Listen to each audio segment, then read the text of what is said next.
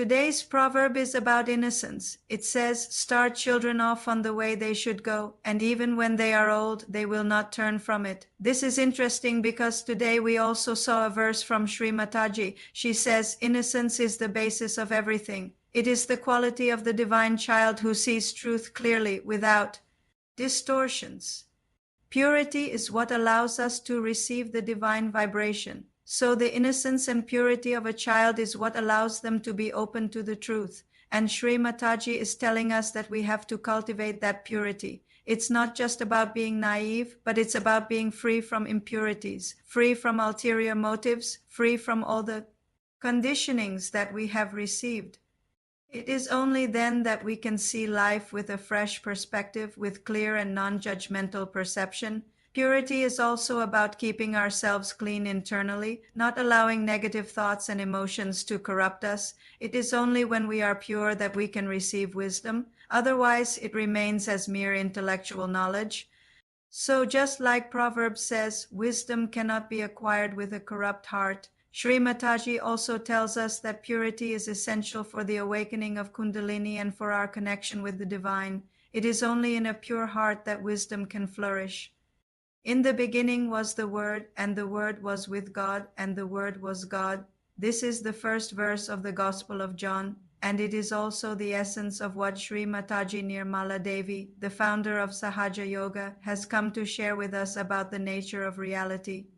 Just as the opening lines of John's Gospel introduce the concept of the divine word, Sahaja Yoga too emphasizes the importance of sound and vibration in our journey towards self-realization. Shri Mataji often used to say that sound is the first creation of God. It is through sound that God created everything, and this sound, this vibration, is all around us.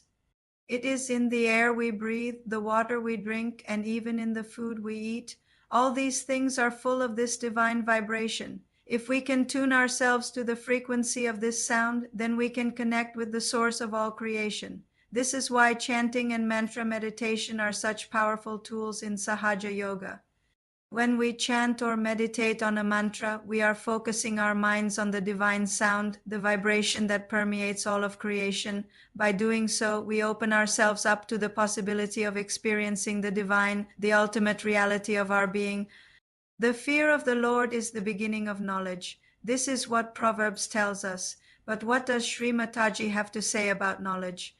She says wisdom is an inner realization. How do we attain this wisdom? Through innocence, purity, and auspiciousness. These three are the key. Shri Ganesha, the remover of obstacles, is the principle that governs these three. He is the one who can help us attain that wisdom. Proverbs also talks about seeking righteousness, justice, and prudence. Shri Mataji's teachings invite us to go beyond this superficial knowledge. She gives us a method, a practical method to awaken the divine energy within us and tap into the source of all wisdom and purity. And what is this method? Sahaja Yoga, the yoga of spontaneity.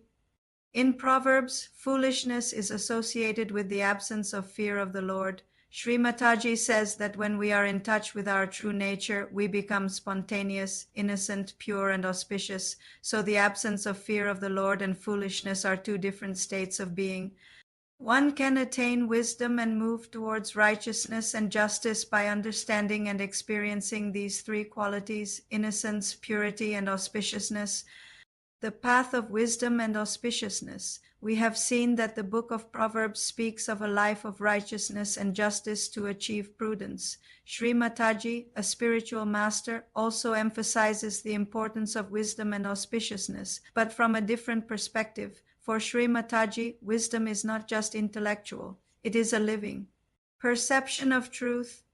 It is the light that shines when we move our attention inward to our spirit. Through self-realization, the awakening of the Kundalini energy, we access this inner source of wisdom. This wisdom is not static, it is dynamic. It manifests in our being, in our actions, in our decisions. True wisdom, according to Shri Mataji, is the ability to discern what is right and what is wrong, to know reality. And what is reality? Reality is what we experience in our day-to-day lives. Reality is what we see, hear, feel, smell, and taste.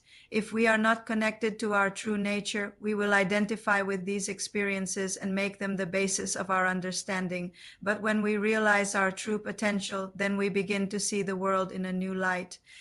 We become more aware of the presence of the divine in every aspect of our lives, and this awareness brings with it a deep sense of peace, joy, and fulfillment.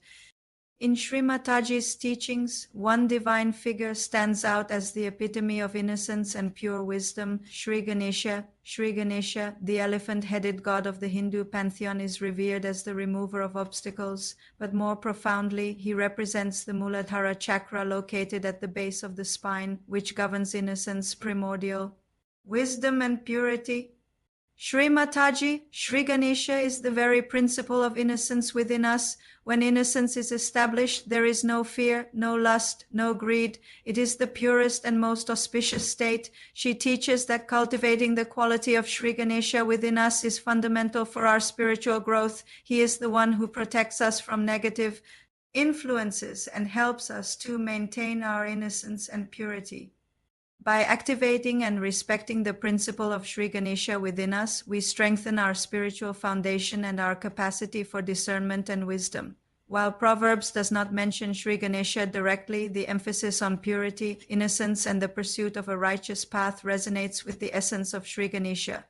He is the personification of the quality that allows for the fear of the Lord, reverence and acceptance of the divine order, and that makes the heart receptive to true wisdom. The wisdom described in Proverbs is inseparable from morality and righteousness, qualities that Shri Ganesha embodies and protects.